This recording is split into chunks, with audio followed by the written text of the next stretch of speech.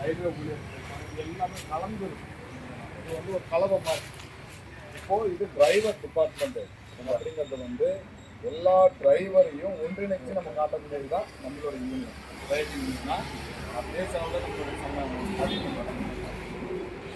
இதை வந்து நம்ம எடுத்துட்டு போகிற விதமே ஓட்டுநர்களை ஒரு auto, taxi, Tourister, lorry, bus, இந்த டிரைவர் டிபார்ட்மெண்ட்டையும் ஒருங்கிணைக்கிறோம். எதுக்காக ஒருங்கிணைக்கிறோம் அப்படின்னா நம்மளுடைய தொழில் இன்னைக்கு கட்டுமான தொழிலாளர்கள் சரி அமைப்பு சாரா தொழிலாளர்கள் சொல்லி 28 தொழில் இருக்குது. அதில் ஒரு தொழில் தான் டிரைவர் தொழிலாக அவங்க வச்சுருக்காங்க.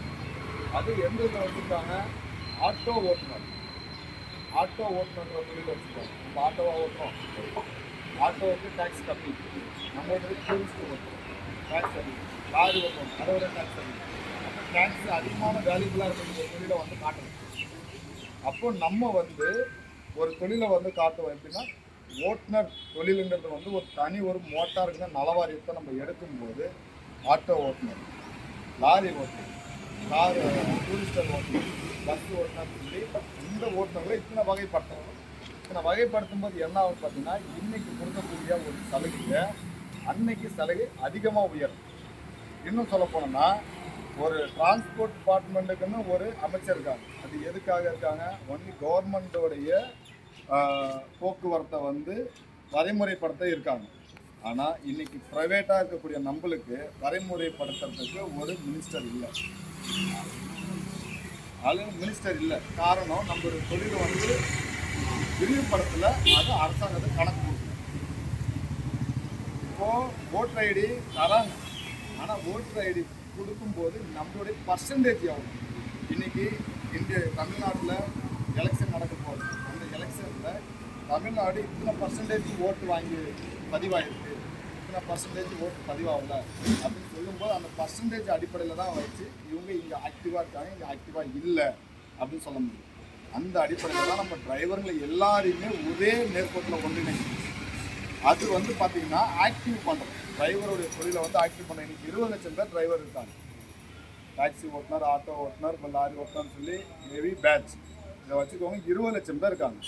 ஆனால் பதிவாக இருக்கிறது பார்த்தீங்கன்னா வெறும் 2 லட்சம் பேர் தான் பதிவாக இருக்குது. அப்புறம் மீது 18 லட்சம் பேர் வந்து நலவாரியத்தில் பதிவு பண்ணாமல் இருக்காங்க. அப்போ அது எந்த அளவுக்கு வந்து நம்ம பதிவுகளை உள்ள நம்ம எடுத்துக்கிற நலவாரியாக நம்ம டிரைவர்களுக்கு எல்லாருக்கும் கட்டாயப்படுத்தி பண்ணி வைக்கிறோமோ அப்போ தான் வந்து அரசாங்கத்துக்கு தெரியும் இவ்வளோ பேர் இதில் வந்திருக்காங்க, இவங்களுக்குன்னு ஒரு தனி ஒரு நலவாரியம் கொடுக்கணும். அப்படி கொடுத்தாதான் எந்த தொழிலை வந்து மெயின்டைன் பண்ண முடியும் அப்படின்னு சொல்லி நம்ம கணக்கெடுத்துட்டு போகணும். அந்த கணக்குக்காக தான் இன்னைக்கு தமிழ்நாடு முழுவதும் சூறாவளி சுற்றுப்பயணமாக ஒவ்வொரு ஒன்றியமாக ஒவ்வொரு மாவட்டமாக போய் ஒரு விழிப்புணர்வு கொடுத்து போகிறோம். நம்ம எல்லாரும் ஒன்றிணைப்போம். அந்த ஒன்றிணையத்தில் எல்லாருக்கும் சில சங்கங்கள் வந்து பேசும் பண்ணுறோன்னு சொல்லிட்டு போய்ட்டு நலவாரியம் பண்ணாது. நம்மளுடைய இலக்கே எல்லா ஓட்டுநரையும் நலவாரியத்தில் இணைக்கணும். நம்ம சங்கத்தில் வந்து 1 லட்சம் பேர், 2 லட்சம் பேர், 10 லட்சம் பேர், 20 லட்சம் பேர் வராங்க அப்படின்னா அவங்க எல்லாருமே கட்டாயம் நலவாரியத்தில் இருக்கும். ஏன்னா ஒவ்வொரு கட்சியும் சரி ஒரு சங்கமும் சரி ஒரு இலக்கு நோக்கி தான் பயணிக்கும். நம்மளுடைய இலக்கு என்ன? ஓட்டுநருடைய உரிமை மீட்பு. ஓட்டுநருக்குன்னு தனியார் வாகனம் ஓட்டுக்குன்னு ஒரு தனி ஒரு அமைச்சர் வைக்கணும். அப்போ தான் நம்மளுடைய கோரிக்கைகளை அங்கே பேசி நம்மளுக்கான விஷயங்களை வாங்க முடியும். அது நீங்கள் நின்னாலும் சரி, வேறு எந்த கட்சி நின்னாலும் சரி, எந்த கட்சி நின்னாலும் ஜெயிச்சாலும் நம்மளுக்குன்னு டிரைவருக்குன்னு ஒரு அமைச்சர் இருப்பாங்க. நம்ம அவரை போய் பார்க்க போகிறோம். நம்மளுடைய பிரச்சனையை அவங்க சொல்ல, அவங்க சட்டசபையில் பேச போகிறாங்க, அவங்க பாராளுமன்றத்தில் பேச போகிறாங்க. இந்த மாதிரி விஷயங்களை செய்யறதுக்காக தான் வரோம். இன்றைக்கி வந்து பிஎம்எஸ் இருக்கட்டும், பிபிடிஎம் இருக்கட்டும், ஏஐடிசி இருக்கட்டும், சிஏடி இருக்கட்டும், எதுவாக இருந்தாலும் இன்றைக்கி ஓட்டுநருடைய அமைப்பை வந்து எடுத்துகிட்டு போயிட்டு சட்டசபையிலையும் சரி பாராளுமன்றத்திலையும் சரி யாருமே ஒழிக்க வைக்கல. இந்த டிரைவருடைய பிரச்சனை இது இருக்குது. டிரைவருக்கு பாதுகாப்பு இல்லை, சலுகைகள் இல்லை, அவங்க இதில் வரி பண்ண அரசாங்கத்துக்கு கட்டுறாங்க, அது அவங்களுக்கு போய் சேரலை அப்படிங்கிறது பேசுறதுக்கு இன்றைக்கி ஒரு ஆள் கூட இல்லை. இருக்காங்களா? இல்லை. அப்போ அதை நம்ம கொண்டு வரதான் நம்மளுடைய இலக்கு. இதுதான் நம்மளுடைய இலக்கு. கொள்கையே இதுதான். நம்மளுக்குன்னு ஒரு தனி ஒரு அமைச்சர் இருக்கணும், நம்மளுக்குன்னு ஒரு சென்ட்ரல் மினிஸ்டர் இருக்கணும். அவங்க நம்மளுடைய குரலாக அங்கே ஒழிக்கணும், நம்மளுடைய கோரிக்கையை அவங்க எடுத்து சொல்லணும். அதை அரசாங்கம் செஞ்சு கொடுக்கணும். இதுதான் நம்மளுடைய இலக்கு. சரிங்களா? இந்த இலக்கை நோக்கி தான் நம்ம போகிறோம். இன்னைக்கு வந்து நீங்கள் ஆல்ரெடி ஒரு சங்கத்தில் இருக்கிறீங்க. நீங்கள் இருக்கிறதுனால வந்து உங்களுக்கு இருக்க வேணும்னு சொல்லலை. நான் என்ன சொல்ல வரேன்னா, கொஞ்சம் யோசிங்க எதுக்காக அப்படின்னது. இன்னைக்கு ஒரு நலவாரியாக நாங்கள் வந்து போர்டு வைக்கிறோம், அந்த போர்டுக்கு வந்து ஒரு வருஷத்துக்கு இல்லை சந்தான்னு சொல்லி கொடுத்துருங்க அப்படின்னு சொல்லுவாங்க. போர்டு வைப்பாங்க, ஸ்டாண்டை கொடுப்பாங்க. உரிமை யார் கொடுப்பாரு? போர்டு வீடு கட்டுவாங்க. இப்போ நம்ம வீடு கட்டுறோம், இருக்கு எல்லாம் இருக்கு, வீடு கட்டுறோம், கட்டிடுறோம். அந்த வீட்டில் வந்து வாட்டத்துக்கு யார் இருக்கா? வீட்டில் இருக்கக்கூடிய பிரச்சனையை எடுத்து செய்யறதுக்கு யார் இருக்கா? வீட்டுக்குன்னு தலைவனும் ஒருத்தர் இருக்கணும். அந்த தலைவன் அந்த பிரச்சனை எப்படி செய்யணும்னா செய்ய முடியாத அளவுக்கு வீட்டில் பிரச்சனை இருக்குது. அப்போ இதை எப்படி செய்ய முடியும்? அதுக்கேற்ற மாதிரி ஆளுங்களை நிர்வாகம் கொடுக்கணும். நிர்வாகம் கொடுக்கும்போது தான் அதை செய்ய முடியும்.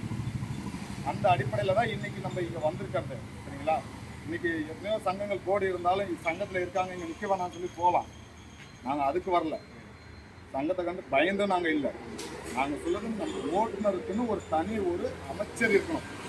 தனியார் வாகனம் ஓட்டுநர்னு ஒரு தனி ஒரு அமைச்சர் இருக்கணும். நம்மளுக்குன்னு ஒரு தனி நலவாரியம் இருக்கணும். அது இந்தியாவில் ஒரு சென்ட்ரல் மினிஸ்டர் வரணும். அதுக்கு நம்ம உழைக்கணும். அந்த உழைப்பு ஒருவரால் முடியாது. எல்லாரும் சேர்ந்து நின்னால் மட்டும்தான் அந்த இடத்த நம்ம அடைய முடியும். அது ஒரே ஒரு அமைப்பில் இருக்கணும். டிரைவருங்கிற ஒரு அமைப்பில் இருக்கணும். டிரைவருங்கிற ஒரு அமைப்பில் நீங்கள் இல்லை. நான் ஓப்பனாக சொல்கிறேன், இதோட மீனிங் எனக்கு தெரியும். சரிங்களா? இல்லை, நம்ம டிரைவருங்கிற ஒரு அமைப்பில் போனால் தான் அது டிரைவராக வந்து உள்ளே சேர்ந்த தவிர ஒரு தொழிலாளங்கிற ஒரு அமைப்பில் போனால் அது மொத்த தொழிலையும் உள்ளே சேர்த்து தான் வரும். அவங்க எல்லாம் எடுத்துக்கிட்டாங்கன்னா 2 கோடி உறுப்பினர் இருக்காங்க. இந்த 2 கோடி உறுப்பினரில் எத்தனை கோடி டிரைவர் இருக்காங்கன்னு சொல்ல முடியுமா? கணக்கு சொல்ல முடியாது. மொத்தமாக தொழிலாளர் அவ்வளோதான். அப்படின்னா எப்படி கணக்கில் வரும்? இன்னைக்கு நம்மளுக்கு பிரச்சனை சில விதத்தில் வரும். மூட்டை தூக்குற தொழிலாளருக்கு சில விதத்தில் பிரச்சனை வரும். அதே மாதிரி வந்து ஒரு ரயில்வேல வேலை பார்த்து அவங்களுக்கு சில விதத்தில் பிரச்சனை வரும். இந்த மாதிரி பிரச்சனைகளை தனித்தனியாக இருக்கு. எல்லாரும் ஒருவன் சொல்ல முடியாது. எல்லாருமே நம்ம டிரைவர்னு சொல்ல முடியாது. நம்ம டிரைவர்னு சொல்லணும் அப்படின்னா அது டிரைவருக்கான அமைப்பில் இருக்கும்போது தான் சொல்ல முடியும். அந்த டிரைவருக்கான அமைப்பு தான் நம்ம கொண்டு வந்தது. இது எல்லாமே டிரைவராக பார்த்து உருவாக்குனது. வேறு அரசியல்வாதி சப்போர்ட் பண்ணியோ இல்லை வந்து நம்ம அரசியல்வாதி பின்புலம் இருந்து நீ பண்ணுன்னு சொல்கிறதுக்கோ இந்த சங்கம் இல்லை. எல்லாரும் ஒரு ரூபாயாக போட்டு எல்லா டிரைவரும் ஒன்று சேர்ந்து உருவாக்கின சங்கம். சரிங்களா? இந்த சங்கத்தில் நீங்களும் ஒரு ஆள் தான், நீங்களும் ஒரு அங்கம் தான். ஏன்னா சுதந்திரங்கிறது வந்து ஒரு பக்கம் கிடைச்சி ஒரு பக்கம் கிடையாது. சுதந்திரம் கிடையாது. கிடைச்சா இந்தியா முழுவதும் சுதந்திரம் கிடைக்கும். இன்றைக்கி நம்ம இங்கேருந்து சவாரி எடுத்து நம்ம கேரளாக்குள்ளே போகிறோம். கேரளாவில் இருந்து நம்ம சவாரி எடுத்து இங்கே தமிழ்நாடு போகிறோம். அப்போ கேரளாக்குள்ளே நம்மளுக்கு பாதுகாப்பு இருக்கணும். கேரளாக்குள்ளே நம்மளுடைய உரிமை இருக்கணும். அப்போ அதுக்கு ஒரே ஒரு அடையாளம், ஓட்டுநருங்கிற ஒரு அடையாளம். அந்த அடையாளம் தான் நம்மளுடைய சங்கமாக கொண்டு வரணும். நம்ம வச்சிருக்கிறது வந்து பாரத தாயும் நேதாஜி சுபாஷ் சந்திர போஸும் வச்சுருக்கோன்னா தேசப்பற்று நாட்டுப்பற்று 2 தான். வேறு எதுவுமே நம்மக்கிட்ட இல்லை. ஜாதி மதம் அரசியல் இதில் கிடையாது. தேசப்பற்று நாட்டுப்பற்று இது 2 தான் நம்மளுடைய கொள்கையை. சரிங்களா? நம்ம நாடு வளரணும் அப்படின்னா அதில் நம்ம ஓட்டுநர் நல்லா இருந்தால் மட்டும்தான் நாடு வளர முடியும். இன்றைக்கி இரவு பகலாக ஓட்டிட்டு இருக்காங்க நம்ம ஓட்டுநர்.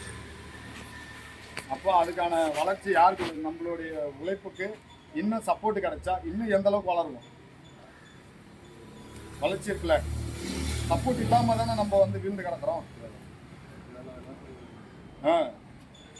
நம்மளுக்கு சப்போர்ட் இருக்கணும். சரிங்களா? அதை நம்ம உருவாக்கணும். இதுதான் வந்து நான் சொல்றது. உங்களுடைய